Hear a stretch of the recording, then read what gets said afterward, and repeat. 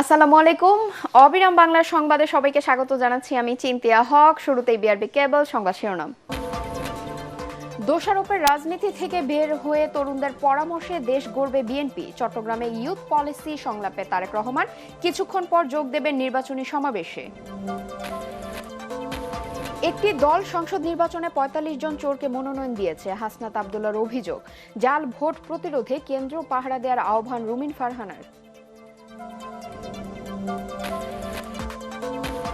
উৎসব মুখর পরিবেশে রাজধানী সহ সারা দেশে চলছে নির্বাচনী প্রচারণা।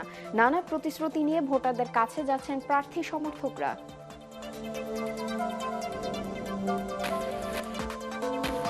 এবং ১ ফেব্রুয়ারির মধ্যে চলতি বছরের হজের সব কার্যক্রম শেষ করার নির্দেশ সৌদি সরকারের। দ্রুত ব্যবস্থা নেওয়া তাগিদ হজ যাত্রীদের। শুনছিলেন বিআরবি কেবল সংবাদ শিরোনাম, এবার বিস্তারিত সংবাদ। রাষ্ট্র গঠনে চট্টগ্রামের তরুণ প্রজন্মের সাথে মতবিনিময় করবেন BNP chairman Tarique Rahman. Hotel Radisson ব্লুতে বৈঠকে অংশ নেবেন তিনি। সেখানে আগামীতে দেশ গঠনে তরুণদের কথা শুনবেন তিনি। এরপর যাবেন পোলো গ্রাউন্ডের সমাবেশে।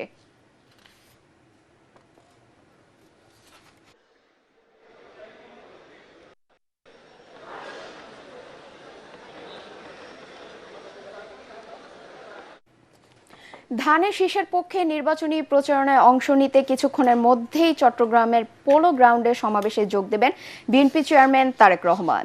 এরই মধ্যে সমাবেশে যোগ দিতে চট্টগ্রাম শহর সহ গোটা জেলার নেতাকর্মীরা সমাবেশ স্থলে জড়ো হচ্ছে। রং বেরঙের ব্যানার, ফেস্টুন, ধানের শীষ হাতে নিয়ে তারেক রহমানকে স্বাগত জানাতে উৎসবের নগরীতে পরিণত হয়েছে গোটা চট্টগ্রাম শহর। চট্টগ্রামের ১৬ সংসদীয় আসনে ধানের শীষের প্রার্থীরা নেতাকর্মীদের নিয়ে উপস্থিত হচ্ছেন। চট্টগ্রামের ১৬টি সংসদীয় আসনের বিএনপি মনোনীত প্রার্থীদের পরিচয় করিয়ে দিয়ে ধানের শীষে ভোট চাইবেন তারেক রহমান। পরে চট্টগ্রাম থেকে ফেনী পাইলট হাই স্কুল মাঠে সমাবেশে অংশ নেবেন তিনি। ফেনী থেকে কুমিল্লায় একে একে ৩টি সমাবেশে জনসভা রাখার কথা বিএনপি চেয়ারম্যানের। গভীর রাতে নারায়ণগঞ্জের কাঁচপুরে সবশেষ সমাবেশে অংশ নিয়ে গুলশানের বাসায় ফেরার কথা রয়েছে তার।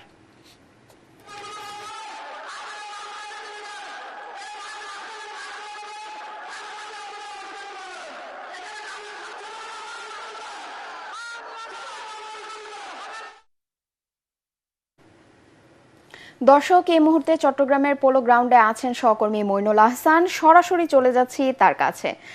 মইন, নেতাকর্মীদের মাঝে উচ্ছ্বাস কেমন দেখছেন? তারেক রহমান সমাবেশে কখন আসবেন?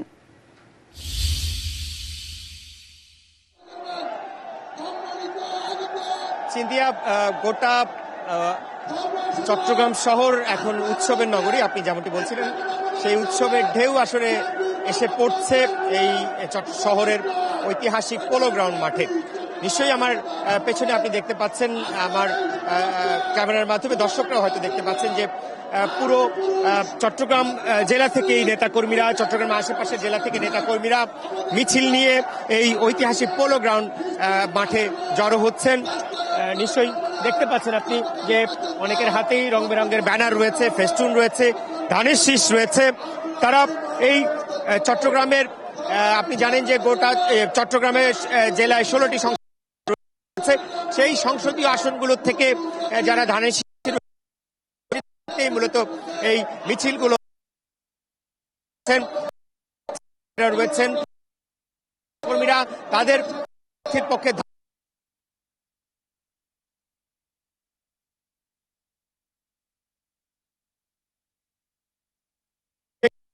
প্রায় 2 দশকেরও বেশি সময় পরে বিএনপি চেয়ারম্যান তারেক রহমান এবং চেয়ারম্যানের দায়িত্ব নেওয়ার পর তার মতো চট্টগ্রাম এসছেন গত রাতে। তারপর চট্টগ্রামের নেতাকর্মীদের উৎসাহ উদ্দীপনা চট্টগ্রামে ছড়িয়ে পড়েছে। তারা বলছেন যে মূলত এই 12ই ফেব্রুয়ারি জাতীয় নির্বাচন রয়েছে, বিএনপি নেতারা চট্টগ্রামেই তারা বিপুল ভোটের মাধ্যমে। তারা বলছেন যে তারেক রহমানের সফর গোটা বাংলাদেশের পক্ষে জোয়ার সৃষ্টি হয়েছে, চট্টগ্রামের পক্ষে জোয়ার সৃষ্টি হয়েছে। তাদের ভাষায় গতি পাবে তারেক রহমানের এই সফরের মধ্য দিয়ে। হবেন আমরা যত রেডিসন ব্লু হোটেলে তিনি শিক্ষার্থী রয়েছেন, শিক্ষার্থীদের একটি অংশের সঙ্গে মতবিনিময় করছেন এবং বিএনপির পরিকল্পনা সেই মতবিনিময়টি 12:30টার মধ্যেই বিএনপি চেয়ারম্যান এই যে সমাবেশ রয়েছে এরই মধ্যে এখানকার ধানের শীষের প্রার্থী রয়েছেন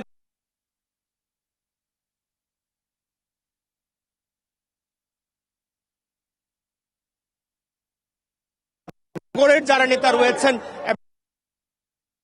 ডক্টর সহ যারা নেতৃবৃন্দ তারা এসে উপস্থিত হয়েছেন মঞ্চে থেকে বারবার যে কথাটি বলা হচ্ছে নেতা কর্মীদের উদ্দেশ্যে, সেটি হচ্ছে যে এই সমাবেশ যাতে সুশৃঙ্খল ভাবে সমাপ্ত হতে পারে সেই জন্য নেতা কর্মীদের সহযোগিতা চাওয়া হচ্ছে।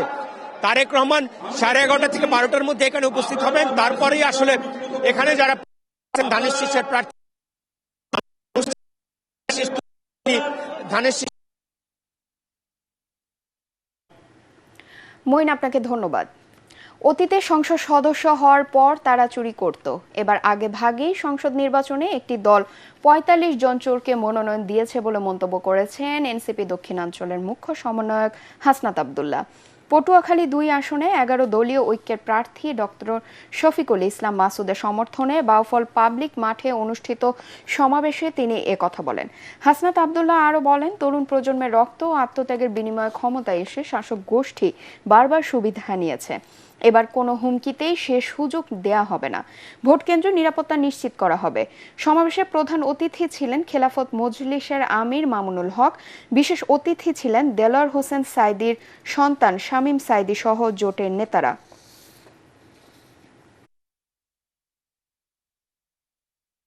কোন চাঁদাবাজ, কোন টেন্ডারবাজের হাতে ভোট কেন্দ্রগুলো ছেড়ে দেওয়া যাবে না। আমার মায়েরা যারা আছেন, সকালবেলায় আপনারা ভোট কেন্দ্র চলে যাবেন। আপনাদেরকে যারা ভয় দেখাতে আসে তারা মূলত ভয় পেয়ে গেছে, এই কারণেই আপনাদেরকে ভয় দেখাতে আসে। আমরা আমাদের মায়েদেরকে নিয়ে এই ভোট কেন্দ্রগুলোকে পাহারা দিব। আমাদের ভোট এবার আমরা অবশ্যই দিব। কেউ যদি আমাদের বিরুদ্ধে ভোট দিতে চায়, সে যেন নিরাপদে ভোটটা দিতে পারে, সেইটার ব্যবস্থা আমরা করব। কেউ যেন জাল ভোট দিতে না পারে সেজন্য ভোট কেন্দ্র পাহারা দিতে কর্মী সমর্থক ও ভোটারদের প্রতি আহ্বান জানিয়েছেন ব্রাহ্মণবাড়িয়া ২ আসনের স্বতন্ত্র প্রার্থী ও বিএনপির বহিষ্কৃত নেত্রী ব্যারিস্টার রুমিন ফারহানা। হাঁস প্রতীক নিয়ে নির্বাচন করছেন তিনি। বলেন, তার হাঁস প্রতীক কোনো দলের প্রতীক নয়, এটা অন্যায়ের বিরুদ্ধে রুখে দাঁড়ানোর প্রতীক। সরাইল উপজেলার শাহজাদপুর ইউনিয়নের মলাইশ গ্রামে এক পথসভায় এসব কথা বলেন রুমিন ফারহানা।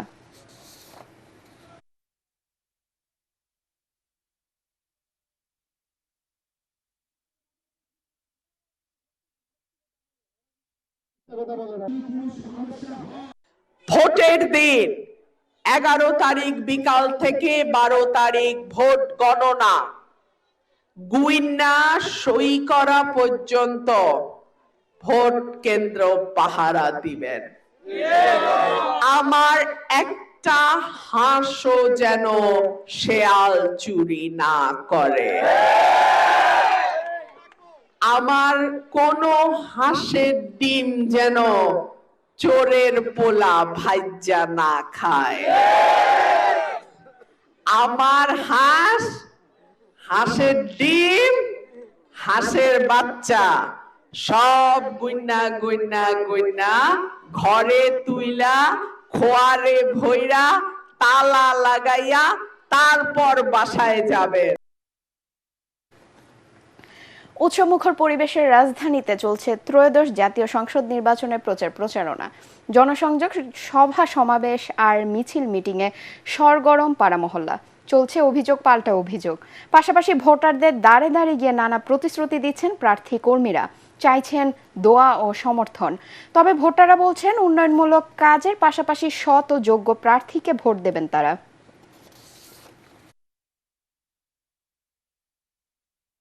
বিভিন্ন জায়গায় এই যে ফ্যামিলি কার্ড, কৃষক কার্ড ইত্যাদির নামে আসলে এক ধরনের ভোট কিনার এক ধরনের আসলে এটা প্রক্রিয়া, এক ধরনের কৌশল তারা আসলে অবলম্বন করতেছে। এটা আসলে কিন্তু মানুষ আসলে এটাতে আসলে রেসপন্স করতেছে না। আমরা মানুষের সাথে কথা বলতেছি। আমরা দীর্ঘদিন ধরে আমি আমার এলাকার বিভিন্ন সমস্যাগুলো চিহ্নিত করে পরিকল্পনা করেছি এবং আমরা অপেক্ষায় রয়েছি সেই পরিকল্পনা বাস্তবায়নের জন্য। পহেলা ফেব্রুয়ারির মধ্যে চলতি বছরের হজ যাত্রীদের আবাসন ও পরিবহন ব্যবস্থা সহ সব কার্যক্রম শেষ করার নির্দেশনা দিয়েছে সৌদি সরকার। সামনে পবিত্র রমজান মাস, বহির্বিশ্ব থেকে আগত ওমরা পালনকারীদের নিয়ে ব্যস্ত সময় পার করবে মক্কা মদিনার প্রশাসন। এ কারণেই সৌদি সরকারের এমন নির্দেশনা। সৌদি আরব থেকে সাজিদুল ইসলামের প্রতিবেদন, জানাচ্ছেন জাহিদুল আলম। পবিত্র রমজান মাসকে সামনে রেখে অনেকটা আগে ভাগেই হজের কার্যক্রম সম্পন্ন করতে চাইছে সৌদি সরকার। নির্দেশনা অনুযায়ী 1 ফেব্রুয়ারির মধ্যে সম্পন্ন করতে হবে চলতি বছরের হজের যাবতীয় কার্যক্রম। কারণ রোজার এই পবিত্র মাসে সারা বিশ্ব থেকে আগত উমরা পালনকারীদের নিয়ে ব্যস্ত সময় পার করবে মক্কা মদিনার প্রশাসন। গত বছরেও বাড়ি ভাড়ার ক্ষেত্রে সৌদি সরকার একটি টাইমলাইন দিয়েছিল, নির্ধারিত সময় পরবর্তীতে বৃদ্ধি করা হয়েছে। এবছরও অনেক এজেন্সি মনে করছেন যে সময় বৃদ্ধি পাবে এবং তারা পরবর্তীতে তুলনামূলক ভালো বাড়ি কম পয়সায় নিতে পারবে, এই চিন্তা ভাবনা করতে পারে। আমি বলবো যে এটি করার কোনো সুযোগ নাই। সরকারি ব্যবস্থাপনায় মক্কা মদিনায় হজ যাত্রীদের বাড়ি ভাড়া, ট্রান্সপোর্ট ব্যবস্থাপনা সম্পন্ন হলেও বেশিরভাগ বেসরকারি এজেন্সিগুলো এখনো সম্পন্ন করতে পারেনি হজ যাত্রীদের বাড়ি ভাড়া। প্রায় 50% এজেন্সি এখনো বাংলাদেশ থেকে আসে নাই। তারা কেন এরকম করতেছে আমরা জানি না। যদি সময়টা না বাড়ানো হয়, আমি মনে করি বেশিরভাগ বেশ কিছু লাইসেন্সের মালিক, টাওয়ার্সের মালিক বেকায়দা পড়বে বাড়ি ভাড়া না করতে পারলে। অনেক এজেন্সি মোনাজ্জেব যারা আছে তারা অলরেডি মক্কা অনেক জায়গায় ঘোরাফেরা করতেছে কম ভাড়া নেওয়ার জন্য, কিন্তু এরকম যদি করে তাহলে একটা সময় তারা বেশি ভাড়া নিতে হবে ঘর।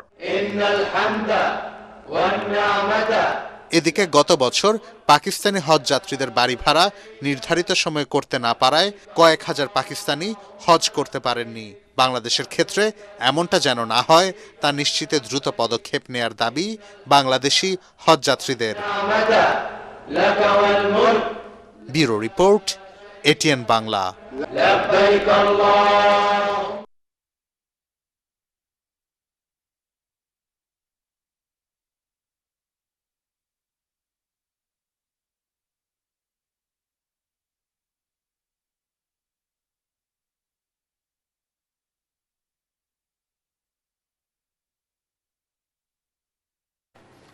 দর্শক, তারেক রহমান এখন চট্টগ্রামের মতবিনিময় সভায় অংশগ্রহণ করেছেন। আমরা সরাসরি চলে যাচ্ছি সেখানে। তৈরি করতে হবে, সাজাতে হবে। অর্থাৎ আমাদের যে ওয়ার্ক ফোর্স, অর্থাৎ আপনারা বিভিন্ন সেক্টরে এই ওয়ার্ক ফোর্সটার সুবিধাটা আমরা পাবো আগামী 15 থেকে ম্যাক্সিমাম 20 বছর পর্যন্ত। তারপরে আবার এই এই এই এই এই পুরা ডাইনামিকটা আবার চেঞ্জ হওয়া ধরবে। আমি শিওর আপনারা এটা নিশ্চয়ই অনেকেই জানেন, যেটা আমি আপনাদেরকে বললাম। তো আসুন আমরা কিভাবে আপনাদের চিন্তা অনুযায়ী বাংলাদেশটাকে আমরা কিভাবে আগামী দিন সাজাতে চাই, আপনাদের চিন্তা ভাবনাটা আমি শেয়ার করি। ধন্যবাদ। এখন যদি কেউ কিছু বলতে চান,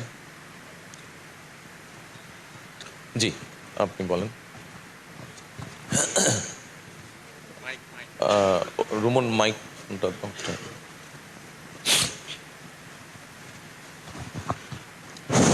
আসসালামু আলাইকুম স্যার, আমি তাসনুবা তাসরিফ। আমি পড়াশোনা করছি চট্টগ্রাম বিশ্ববিদ্যালয়ে ব্যবস্থাপনা বিভাগে 4th বর্ষে। একটু পজ দেই। আপনার যারা প্রশ্ন করবেন হয় আমাকে ভাইয়া বলতে পারেন অথবা আমাকে থ্যাংক ইউ স্যার বয়সের হিসাবে আঙ্কেল বলতে পারেন। তবে আঙ্কেলটা একটা শুনতে খুব একটা পছন্দ করবো না, ভাইয়া বলে ভালো লাগবে। আচ্ছা ধন্যবাদ। আচ্ছা ভাইয়া, 2020 সালে করোনা টাইমে আমি মাশরুম বিজনেস শুরু করেছিলাম আমার ফ্যামিলিতে, কিন্তু মূলধন স্বল্পতার কারণে আমরা দীর্ঘদিন চালিয়ে যেতে পারি নাই। আমার মতো হাজারো তরুণ আছে যারা শুধুমাত্র জামানতবিহীন যে ঋণের ব্যবস্থা, সেটাতে কিন্তু খুবই জটিলতা, যেটা আমরা বইতে পড়ি, বাট বাস্তবতাটা ভিন্ন। কারোই কিন্তু জমি বা ওরকম থাকে না যেটা জমা দিয়ে যুক্ত ঋণ নিবে। সো এই ক্ষেত্রে ভবিষ্যতে তাদের সহায়তায় আপনারা যদি নির্বাচিত হন তাহলে কি পদক্ষেপ গ্রহণ করবেন এবং ফাইন্যান্সিং এর অল্টারনেটিভ কোনো ওয়ে আছে কিনা এবং এটা জটিল মুক্ত কিভাবে করা যায় এবং পাশাপাশি আর অন্য কোনো সহায়তা আছে কিনা বা এই ধরনের কোনো পরিকল্পনা আছে কিনা যেখানে বিজনেসই হচ্ছে blood of the economy. Thank you so much. Thank you. দেখুন, আপনি যে উদ্যোগের কথা বলেছেন, যেটা আপনারা কোভিড সময় নিয়েছেন, বাংলাদেশে এরকম বহু ছোট ছোট উদ্যোক্তা আছে। আমাদের যেটা পরিকল্পনার মধ্যে আছে, হ্যাঁ, আমাদের দেশে ব্যাংক লোনের ক্ষেত্রে অনেক ডিফিকাল্টিজ আছে, খুব সহজে যে ব্যাংক লোন পাওয়া যায় নট দ্যাট। আমরা জিনিসটাকে ইজি করতে চাইছি। আপনার মতো এরকম ছোট ছোট যেই উদ্যোক্তা আছে তারা যাতে কোলাটেরাল যদি দিতেও হয়, সব আইন তো পাল্টানো যাবে না, বাট আইনটাকে যতটুকু কারেকশন করা সম্ভব হয় আইনটাকে কারেকশন করে আমরা আপনার মতো এরকম ছোট ছোট যারা উদ্যোক্তা আছে তাদেরকে আমরা কিভাবে হেল্প করা যায় সেটা আমাদের পরিকল্পনার মধ্যে আছে। আরেকটা আছে যে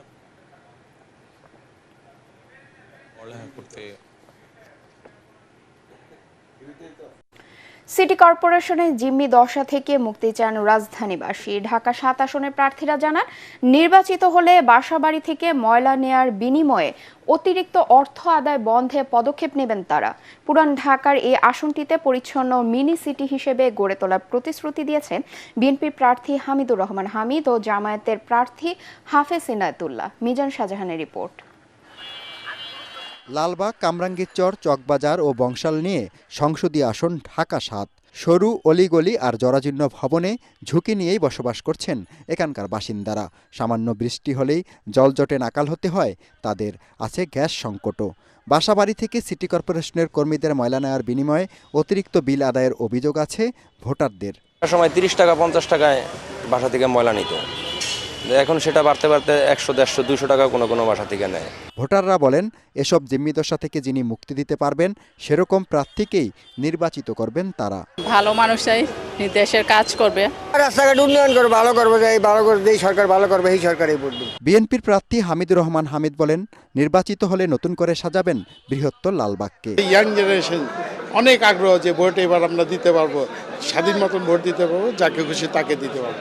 আসনটা যদি আমি সুন্দর করে ঢেলে সাজাতে পারি আমার মনে হয় খুব ভালো হবে। জামাতের প্রার্থী হাফেজ ইনায়েতুল্লাহ বলেন, সিটি কর্পোরেশন নিজস্ব কর্মী দিয়ে বাসা বাড়ি থেকে সরাসরি ময়লা নিচ্ছে না। গত সরকারের আমলে ময়লা বিক্রি করা শিখে গেছে, মানে ময়লা তারা এমনি নিবে না, পরিষ্কার করবে না, এর জন্য কন্ট্রাক্ট দেয়। এরিয়া ওয়াইজ ওয়ার্ডে ওয়ার্ডে তারা আপনার অকশন করে, তারা বলিয়ে দিতেছে তোমরা প্রত্যেক বাড়ির থেকে 100 জায়গায় 200 নিবা টাকা, কিন্তু সিটি কর্পোরেশনে কত দিবে এটার বিনিময়ে এটা তোমরা আমাকে বিট করো। তারা বলেন, ঢাকা উত্তর ও দক্ষিণ সিটি কর্পোরেশনের সব নির্বাচিত এমপিরা সংসদে আওয়াজ তুললে 150 টাকার বিল আগের 50 টাকা নামাতে বাধ্য হবে কর্তৃপক্ষ। মিজান শাহজাহান, এটিএন বাংলা, ঢাকা। সালাম স্টিল ভোটের গাড়ি নিয়ে রাজবাড়ীর গোয়ালন্দে আছেন সহকর্মী মিজান শাহজাহান। তিনি জানাচ্ছেন সেখানকার ভোটের হালচাল। সালাম স্টিল ভোটের গাড়ি নিয়ে আমরা এখন আছি রাজবাড়ীর গোয়ালন্দে। সদর ও গোয়ালন্দ উপজেলা নিয়ে সংসদীয় আসন রাজবাড়ী 1 গঠিত। এখানে ভোটার সংখ্যা 4,30,000-এরও কিছু বেশি। বিএনপির প্রার্থী হিসাবে এখানে রয়েছেন সাবেক সংসদ সদস্য আলী নওয়াজ মাহমুদ খৈয়াম, অপরদিকে জামাতের প্রার্থী হিসেবে রয়েছেন অ্যাডভোকেট নুরুল ইসলাম। আমরা সারাদিন ঘুরে ঘুরে এখানকার ভোটারদের সঙ্গে কথা বলবো, আমরা তাদের প্রতিক্রিয়া জানবো। এর মধ্যে অনেক ভোটারের সঙ্গে কথা বলেছি, তারা বলছেন যে রাজবাড়ীতে যদি একটি পদ্মা সেতুর উপরে দ্বিতীয় পদ্মা সেতু নির্মাণ করা যায় তাহলে রাজবাড়ীর সঙ্গে ঢাকার যোগাযোগ সহজ হবে। এই কারণে এখানকার ভোটাররা বলছেন আগামীতে যারাই সরকারে আসবে তাদেরকে প্রতিশ্রুতি দিতে হবে যেন দ্বিতীয় পদ্মা সেতু নির্মাণ করা হয়। একই সঙ্গে তারা বলছেন যে এখানে অবকাঠামোগত উন্নয়ন অনেক হয়েছে, কিন্তু এখানে সুশাসন প্রতিষ্ঠিত হয়নি, এখনো মাদক এবং কিশোর গ্যাংয়ের উৎপাত রয়ে গেছে। এসব বিষয় থেকে যারা মুক্তি দিতে পারবেন তাদেরকেই জনপ্রতিনিধি হিসাবে চান রাজবাড়ী জেলার বাসিন্দারা। সালাম স্টিল ভোটের গাড়ি নিয়ে এই মুহূর্তে হচ্ছে আমার কাছে সবশেষ খবর। নির্বাচনী প্রচারণায় মুখরিত গাজীপুরের অলিগলি। ভোটারদের দাঁড়ে দাঁড়ে গিয়ে ভোট চাইছেন প্রার্থীরা। দিচ্ছেন নানা প্রতিশ্রুতি। অন্যদিকে ভোটাররা বলছেন দল বিবেচনায় নয়, যোগ্য ব্যক্তিকেই ভোট দেবেন তারা। গাজীপুর থেকে ফিরে আরো জানাচ্ছেন সাজ্জাদ জাহান। সদর ও টঙ্গী নিয়ে গঠিত গাজীপুর 2 আসন। এই আসনটিতে ভোটার প্রায় 8 লাখ। ঘনবসতি ও শিল্প কারখানা বেশি হওয়ায় নানা ধরনের চ্যালেঞ্জ আছে এই আসনের বাসিন্দাদের। ভাঙা রাস্তা, যানজট, সামান্য বৃষ্টি হলে জলাবদ্ধতা, এসব পুরানো সমস্যা নিত্যসঙ্গী তাদের। বিগত দিনে যারা নির্বাচিত হয়েছেন তারা যেভাবে কাজ করার কথা ছিল কাজ করেন নাই, যার কারণে এখন আমাদের অনেক প্রবলেমের শিকার হইতে হয়। তাৎক্ষণিক একটা অসুস্থ হইলে যে আমরা কাছে হাসপাতাল নিতে পারবো এরকম কোনো কাছে আমাদের হাসপাতাল নাই। যে পরিমাণ সরকার এইখান থেকে যে টাকা পয়সা মানে কর আদায় করে সেই হিসাবে আমরা 22 নং ওয়ার্ডে তেমন একটা রাস্তাঘাটে পাই নাই। জাতীয় নির্বাচনকে সামনে রেখে এই আসনটিতে বিএনপি এবং জামায়াত এনসিপি সহ 11 দলীয় জোটের প্রার্থীরা নানা প্রতিশ্রুতি নিয়ে যাচ্ছেন ভোটারদের কাছে। নির্বাচিত হলে শ্রমিকদের আবাসন সংকট নিরসন, উন্নত স্বাস্থ্যসেবা ও আধুনিক যোগাযোগ ব্যবস্থা নিশ্চিতের প্রতিশ্রুতি দিচ্ছেন বিএনপি মনোনীত প্রার্থী এম মঞ্জুরুল করিম রনি।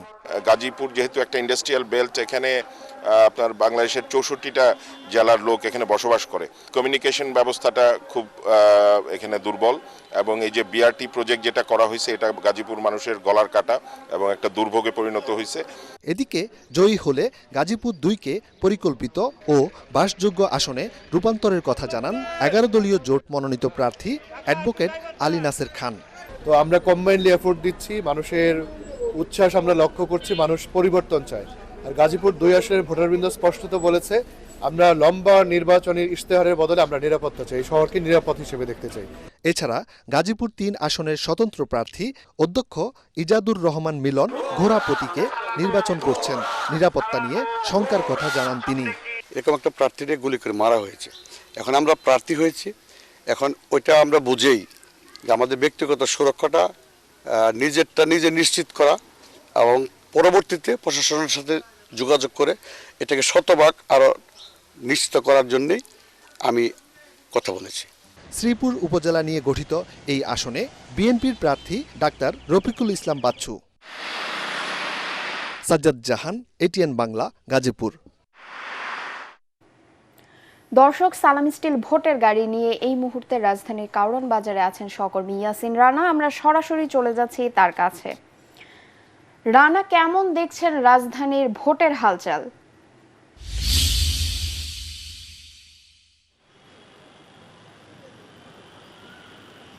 চিন্তি, আপনাকে ধন্যবাদ। আমরা আছি রাজধানীর ঢাকা 12 আসনের কারণ বাজারে। এখানে আপনি জানেন যে 3 জন সাইফুলের মধ্যে নির্বাচনী প্রতিদ্বন্দ্বিতা হবে এবং ইতিমধ্যেই জমে উঠেছে ঢাকা 12 আসনের নির্বাচনী আমেজ।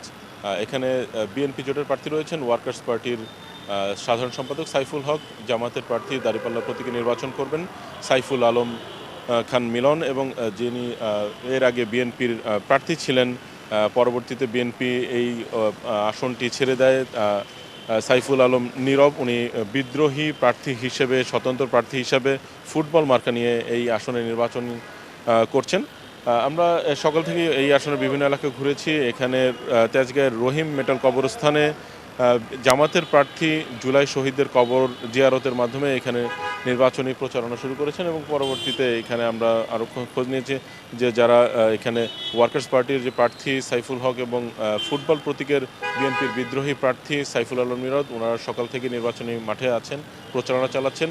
বিভিন্ন জায়গায় প্রার্থীরা যেতে না পারলেও প্রার্থীদের পক্ষ থেকে নেতাকর্মীরা এখানে প্রচারণা চালাচ্ছেন, ভোট চাচ্ছেন। বিভিন্ন সকাল থেকে আমরা যে অনেক ক্ষেত্রে আমরা জানতে পেরেছি ফজরের নামাজের পর থেকেই তারা বিভিন্ন মসজিদে যাচ্ছেন, নামাজ পড়ার পরবর্তী সময় তারা প্রচারণা চালাচ্ছেন এবং দুপুর থেকে শুরু করে কয়েকটি মিছিল হওয়ার কথা রয়েছে। বিকেল সন্ধ্যার সময় কিছু উঠান বৈঠকের পরিকল্পনা রয়েছে এবং এই সার্বিকভাবে এখানে ভোটারদের মধ্যে একটা উত্তেজনা রয়েছে, যেহেতু 3 জন প্রার্থীর মধ্যে নির্বাচনী প্রতিদ্বন্দ্বিতা হচ্ছে। সব মিলিয়ে এখানে ভালো একটি নির্বাচন হবে বলে ভোটাররা প্রত্যাশা করছেন। চিন্তা, এই ছিল ঢাকা 12 আসনের সবশেষ তথ্য। রানা, ধন্যবাদ আপনাকে। এবারে সন্ধানী লাইফ ইন্স্যুরেন্স আন্তর্জাতিক সংবাদ।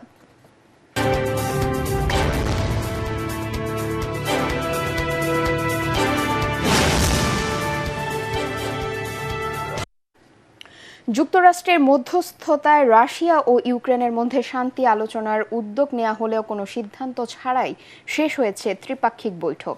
মার্কিন সংবাদ মাধ্যম সিএনএন জানায়, মূলত ভূখণ্ডের মালিকানা প্রশ্নেই অনড় অবস্থানে রয়েছে মস্কো ও কিয়েভ। রাশিয়ার দাবি, ইউক্রেনের পূর্বাঞ্চলীয় শিল্প এলাকা ও ডনবাস অঞ্চল থাকবে তাদের নিয়ন্ত্রণে। অন্যদিকে কোনো অবস্থাতেই ভূখণ্ড ছাড়তে রাজি নয় ইউক্রেন। বৈঠকে যুক্তরাষ্ট্রের পক্ষ থেকে জানানো হয়, আগামী সপ্তাহে দ্বিতীয় দফা বৈঠক হতে পারে। তবে প্রথম দফার আলোচনায় কোনো অগ্রগতি না থাকায় শান্তি উদ্যোগ কতটা কার্যকর হবে তা নিয়ে সন্দেহ প্রকাশ করছে ওয়াশিংটন। এবারে প্রবাসের খবর।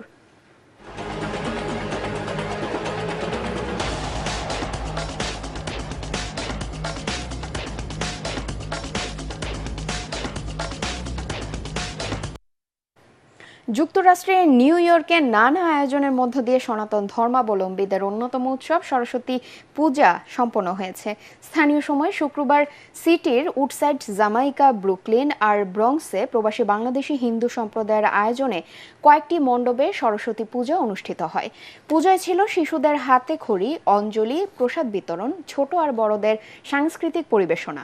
এবছর নিউ ইয়র্কে সরস্বতী পূজার আয়োজন করে দিব্যবান মন্দির, বিনা পানি সংঘ, ওম শক্তি মন্দির, বাংলাদেশ হিন্দু মন্দির, আমেরিকান বাঙালি হিন্দু ফাউন্ডেশন, দেবালয় মন্দির সহ আরও অনেক সংগঠন। নিউ ইয়র্কের প্রায় সবকটি সরস্বতী পূজা মণ্ডপে দুপুর থেকেই শুরু হয় পূজা অর্চনা। হিন্দু ধর্ম মতে বিদ্যা, কলা ও জ্ঞানের দেবী সরস্বতী, তাই এ সময় আরাধনার মাধ্যমে শিক্ষা জীবনে আলোকিত হওয়ার প্রত্যাশা করে শিক্ষার্থীরা। এবারে খেলার খবর।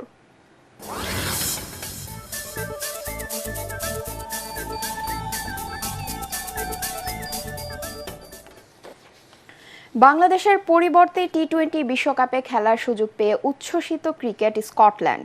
আইসিসির কাছে কৃতজ্ঞতা জানিয়েছেন দেশটির ক্রিকেট বোর্ডের চেয়ারম্যান উইলফ ওয়ালশ ও প্রধান নির্বাহী ট্রুডি লিন্ডব্ল্যান্ড। নিরাপত্তা শঙ্কায় আসন্ন বিশ্বকাপে বাংলাদেশ দল ভারতে গিয়ে খেলতে রাজি না হওয়ায় স্কটল্যান্ডকে সুযোগ দেওয়ার কথা শনিবার সন্ধ্যায় সংবাদ বিজ্ঞপ্তিতে জানায় বিশ্ব ক্রিকেটের নিয়ন্ত্রণ সংস্থা আইসিসি। পরে এক বিবৃতিতে আইসিসির আমন্ত্রণ গ্রহণ করেছে বলে জানান ক্রিকেট স্কটল্যান্ডের প্রধান নির্বাহী। ইউরোপ অঞ্চল থেকে বাছাই পর্বে ব্যর্থ হয় স্কটল্যান্ড, বিশ্বকাপে বাংলাদেশের জায়গায় সি গ্রুপে খেলবে।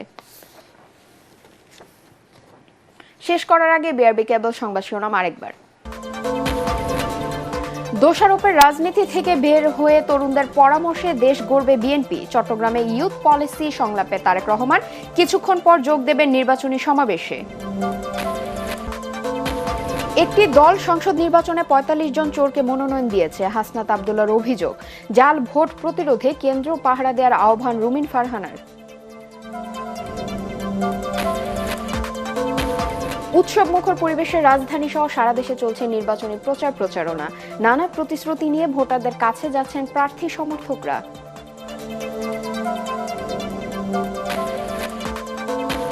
এবং ১ ফেব্রুয়ারির মধ্যে চলতি বছরের হজের সব কার্যক্রম শেষ করার নির্দেশ সৌদি সরকারের, দ্রুত ব্যবস্থা নেওয়া তাগিদ হজ যাত্রীদের।